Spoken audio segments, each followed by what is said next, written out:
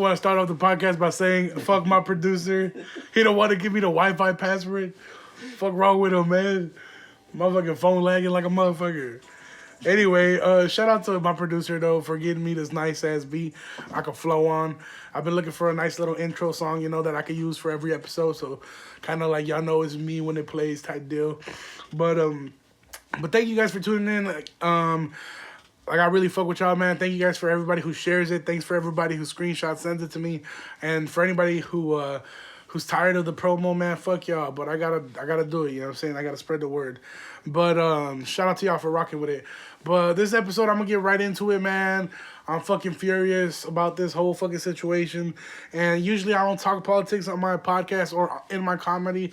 I try to stay away from politics. I try to stay away from that because I just hate having a tense room when I'm doing comedy, and I feel like I don't know enough about politics to where I can start cracking jokes about Trump or about, Bernie Sanders or whatever, you know what I'm saying? I just don't feel confident enough because I feel like I'll say some shit and then I'll get off stage and people want to treat my dumb ass and I'll be like, I don't even know what the fuck to say.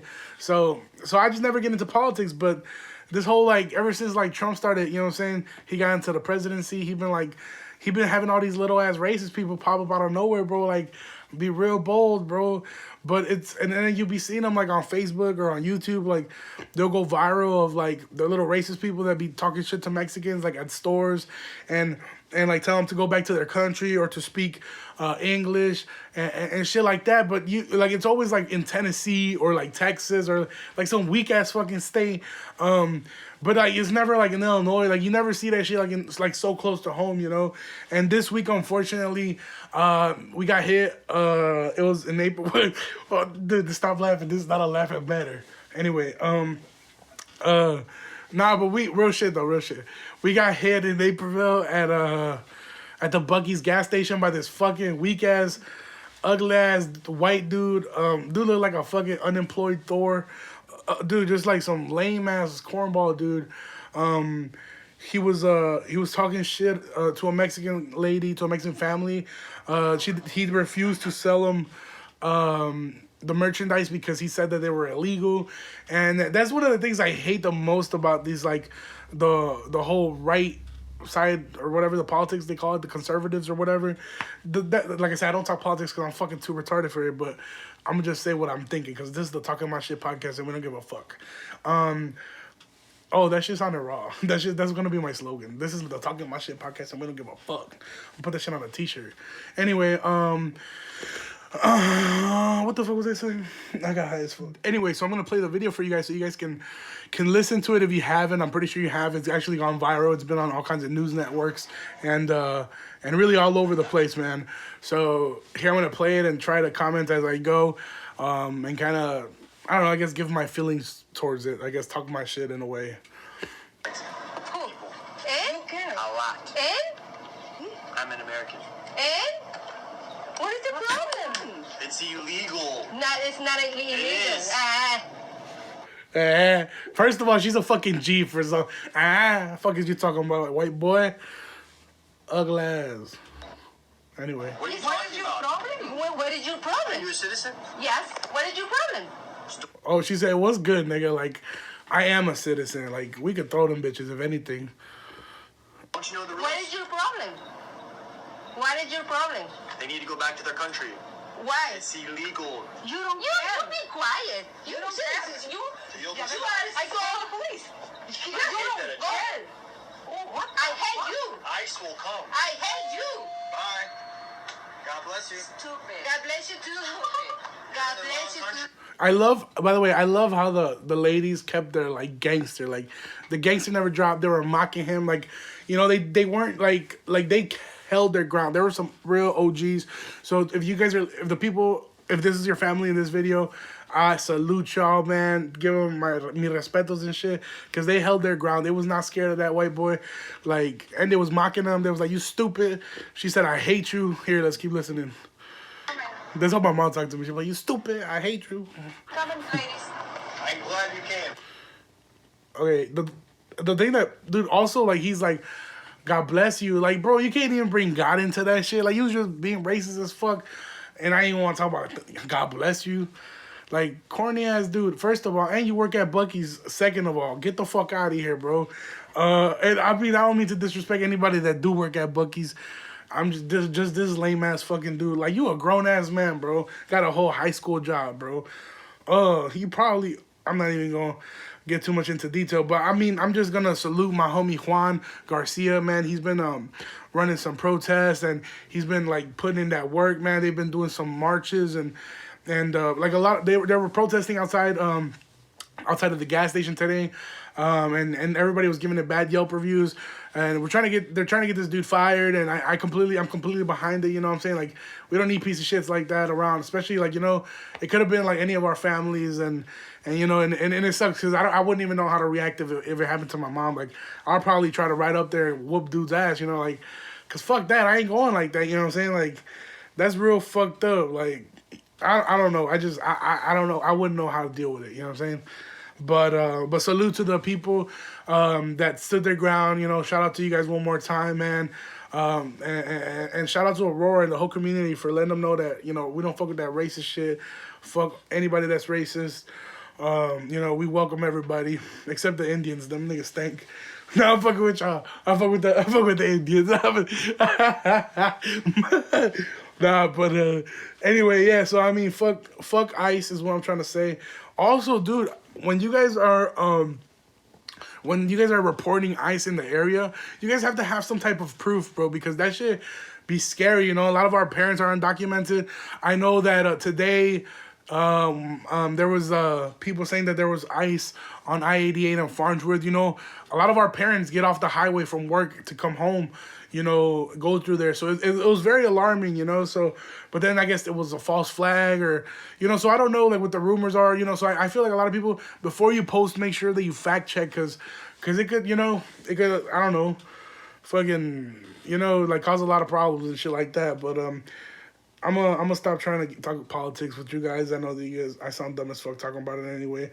But dude, tell me why I'm also furious, because not only is ICE trying to pull up to Aurora, but La Quebrada, bro. I went out to eat to La Quebrada with the homies over the weekend, and tell me why I ordered. First of all, I come off of work, off an 8-hour shift.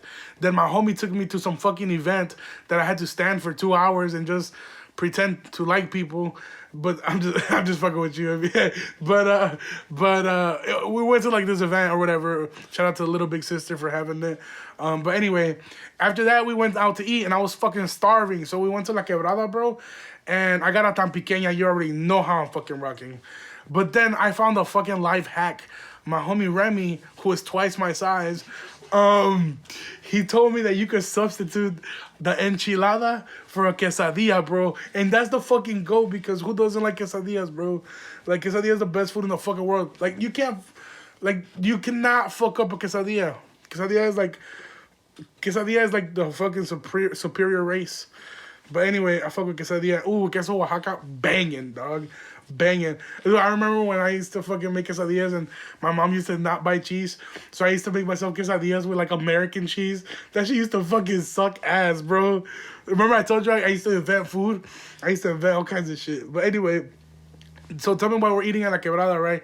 And I'm waiting on my tan pequeña. I already ordered a fat ass horchata. I got a refill. We already maxed like 3 baskets of chips.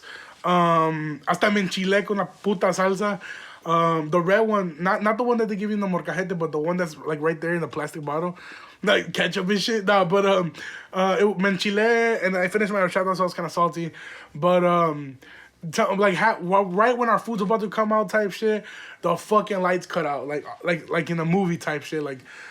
All the lights went out. It was dark as fuck. The mariachi was like, what the fuck just happened? The mariachi left, bro. Everybody was like, but nobody was like freaking out. Like the cooks were like cooking. They were like, oh, we don't, like, you know what I'm saying? Like, we could do this shit with our eyes closed. So everybody was in the back cooking, but in the front, like, everybody was kind of like freaking out. Like, what the fuck is going on? Like, I can't see shit. We couldn't see shit.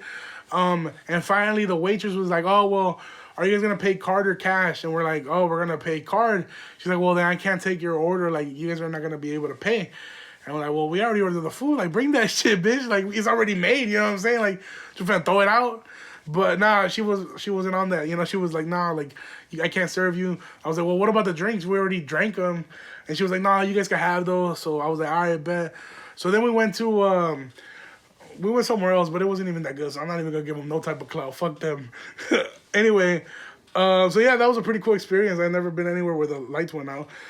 Besides my house when my mom forgot to pay the fucking bill. But dude, so El Chapo got sentenced. El Chapo got sentenced. El Chapo got sentenced to life in prison, bro. Which is really a surprise. Not really, you know what I'm saying? Like, what they finna hit his ass with probation? Get the fuck out of here. But they hit him with life in prison. And, dude, I'm so tired of you head-ass people. All, like, the little part-time drug dealers from Aurora that be like, oh, free El Chapo, fuck the government, free Chapo. Like, they look up to him like he's some type of fucking hero. Like, bro, this motherfucker is, like, a drug lord, cartel leader, killed innocent people, families, kids. And they'd be like, free that man. Like, bro, are you stupid? And then, like, people, and I get it, some people are like, oh, well, you know, it's just drugs. But, like, you gotta take in count, like, this motherfucker, like, they also were involved in sex trafficking, like, child trafficking, you know what I'm saying? Like, crazy shit like that. So, I mean, for all you goofies that always be talking about free El Chapo or be wearing free El Chapo shirts, all y'all niggas look like head asses, bro. Anyway, what else was I gonna talk about? That racist piece of shit ass dude that we already talked about him. Oh my dude, earlier today I was smoking out of an apple and my little brother called me and he was like, dude, that's the only time you touch a fruit is when you're gonna smoke out of it. And I was like, dude, fuck you. Anyway, oh no, I was gonna tell you guys the story about the first time I ever got my tattoo. I do have a few tattoos. I haven't got any more tattoos because I got hella stretch marks, so that shit be looking bogus as fuck. But I'm gonna lose weight and I'm gonna get on my shit and watch. I'm finna get swole and I'm finna get hella tats. But my first tattoo, dude, it was so embarrassing because I met this dude off of Legit Hustle. If you guys remember, Legit Hustle was a Facebook page where basically crackheads and criminals sold stolen items. And I used to love that page because I used to hit hella licks off of there. But I found this dude who had decent tattoo work on there. His name was Eric Tats or something like that. Now his name on Instagram is Scriptinator. He's a fucking beast now. Like, now he's been on Black Ink. He travels the world, tattoos people in Europe, Africa, like everywhere, all over the world. He's been on TV and all kinds of shit. He has like 30K on Instagram, so hopefully he shouts me out for some clout. But anyway, this dude was on Legit Hustle. Like, he hadn't blown up like that yet.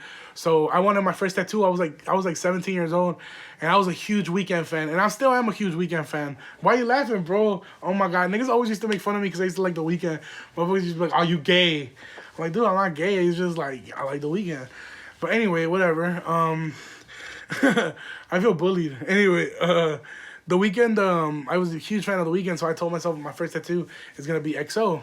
Okay, that's kind of gay. I get it, but I don't care. That was his logo. So we actually, I went to meet up with this dude. He was going to give me my first tattoo. It was going to be XO on my titty. And, okay, that's definitely gay. But he was going to give me my first tattoo, and I was going to give him an iPhone 4. And that was definitely like a straight, like, illegal-ass deal.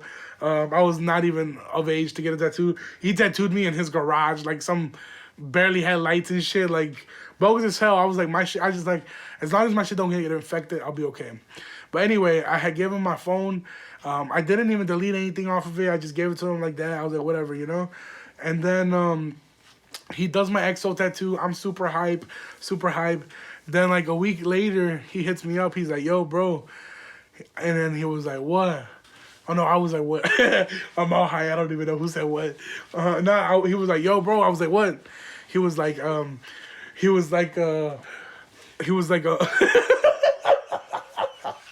nah, but anyway, he hit me up and he was like, he said, hey, bro, your phone, bro, you had hella dick pics, bro. And I was like, oh, that shit not mine, bro. Those are not my dicks. Or that's not my dick. And then he was like, but I didn't think, I was like, oh, I'm just gonna be like, that's not my dick, you know? But then I didn't realize how gay that shit made me look. Because then he's like, so whose dick is it? Like, why you got pictures of dicks on your phone? But it was my dick because I had just took some pictures of my dick. I know motherfuckers be like, oh, dick pics weird. Okay, I be taking pictures. I be taking pictures of my dick, like sometimes just to be checking. You know, maybe I'm fat, so there's some certain areas I can't check. That shit. No.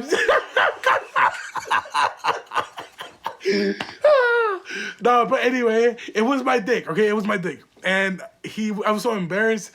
So I didn't. So he's like, so you got pictures of another motherfucker's dick in your phone? So then I had to come clean. I was like, okay, it was my dick. And he just never blocked me on everything. And I guess he thought I did it on purpose, but no, I'm just kidding. He's still the homie. He still does all my tats.